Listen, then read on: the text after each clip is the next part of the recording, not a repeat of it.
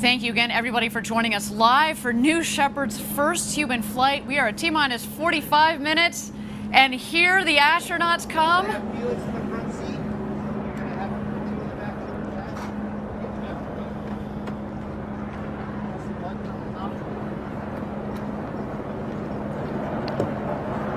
There you see Jeff Bezos in the foreground, Oliver Damon stepping into the Rivian. Crew member 7, Kevin Sprogue, there on the right, as well as Wally Funk. What a moment for her. At the age of 82, she will become the oldest astronaut to have ever flown into space.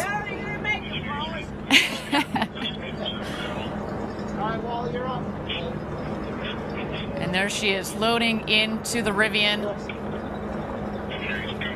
Wally was part of the Mercury 13 program back in the 1960s, the program to train women to go to space that ultimately was canceled, but now it is her moment. Today is an incredible day for her.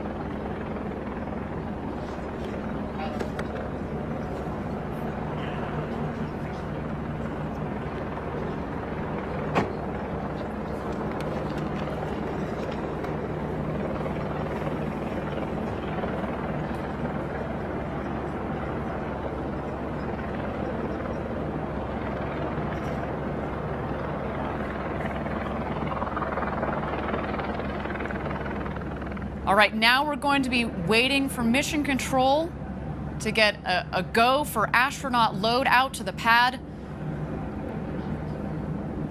That's when the Rivian will start heading out towards the pad. They're actually going to pass right behind me here. I'm certainly going to give them a wave. They then will pass mission control, get some last-minute love from our team there, as well as their families. And then they will head down the road to space to the launch pad.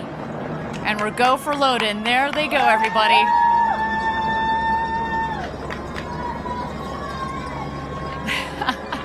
What a moment. You can probably hear our team already losing it down here. We are super excited. And there they are. High fives from everybody. What an incredible moment. They're coming over here just behind my right shoulder.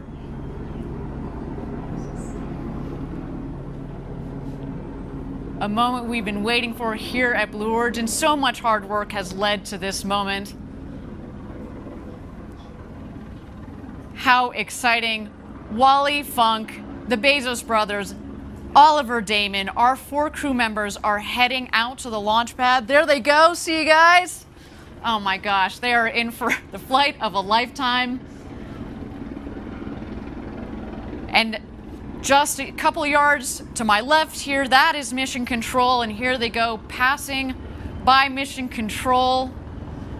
There you see Jeff Bezos waving to the team.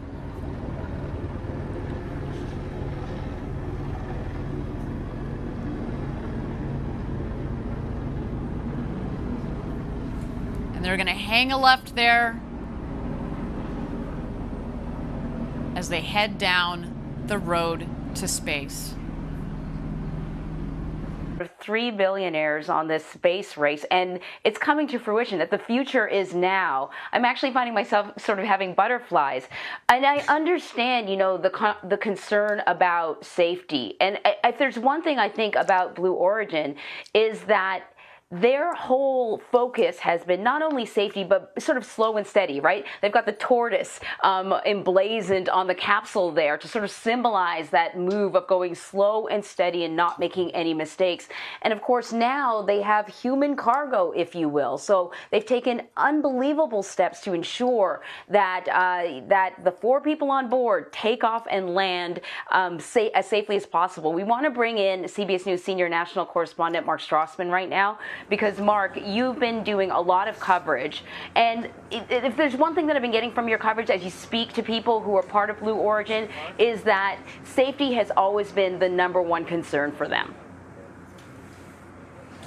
No question. I mean, safety is the #1 concern, I think, for anybody that's in the space business. I mean, there are 3 cliches in space. Space is hard, space is the ultimate team sport, and safety is job 1.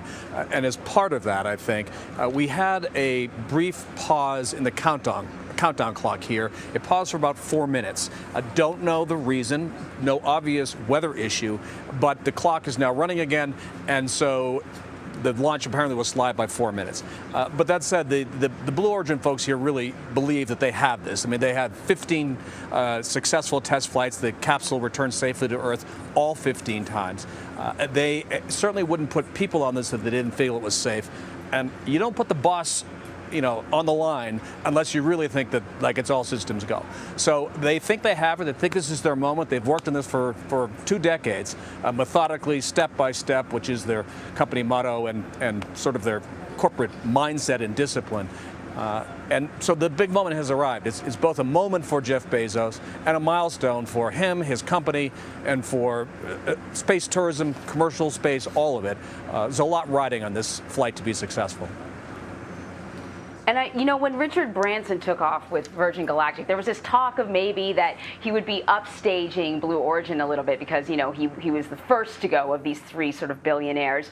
But now we have the oldest person and the youngest person to venture into space on this vessel, which I think, it's worth talking about. Can we talk a little bit about who's on board with Jeff Bezos?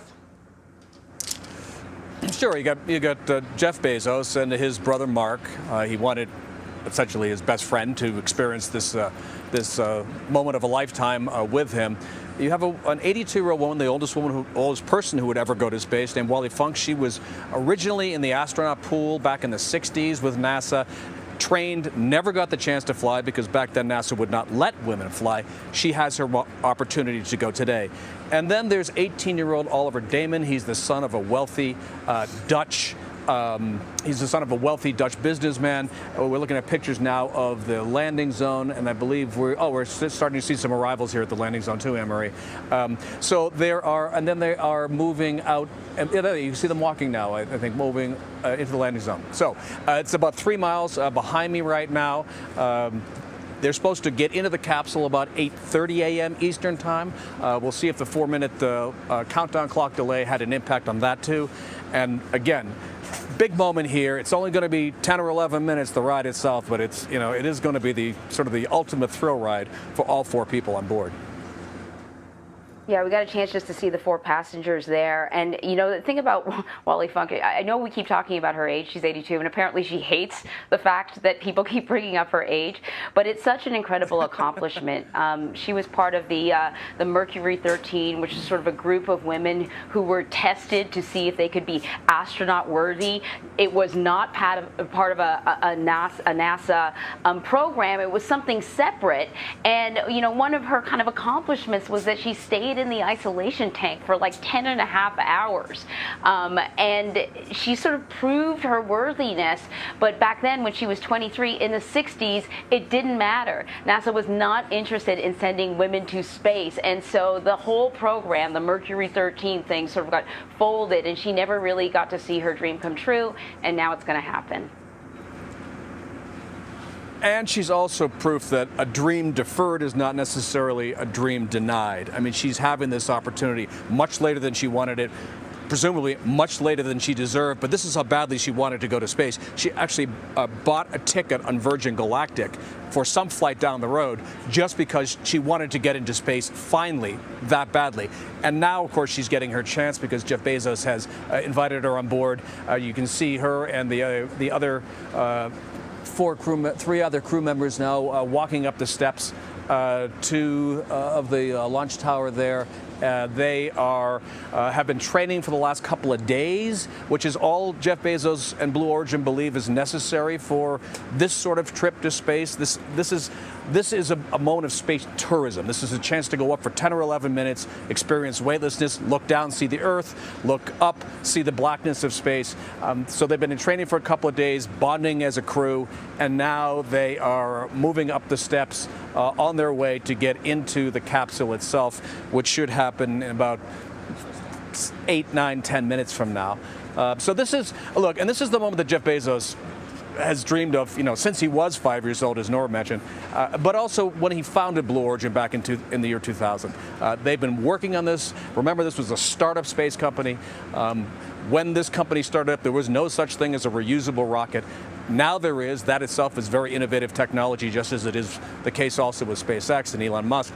These space barons are reinventing the way humans launch from Earth, and that is significant in itself, and that is why today is not just a moment, but a milestone as these folks make their way up the stairs and into the capsule. Anne-Marie? That's such a great point, Mark. Thank you so much. Nora, what Mark said sort of really kind of hits the nail on the head. A lot of people are going to have dismissed this as kind of billionaire joy rides. They've been sort of criticized for spending billions of dollars on this. But you've spoken to Jeff Bezos, so you know that for him, it's not just about a joy ride. It's actually not even just about space tourism. He has sort of broader, bigger plans for space that he thinks will have a positive impact on humanity.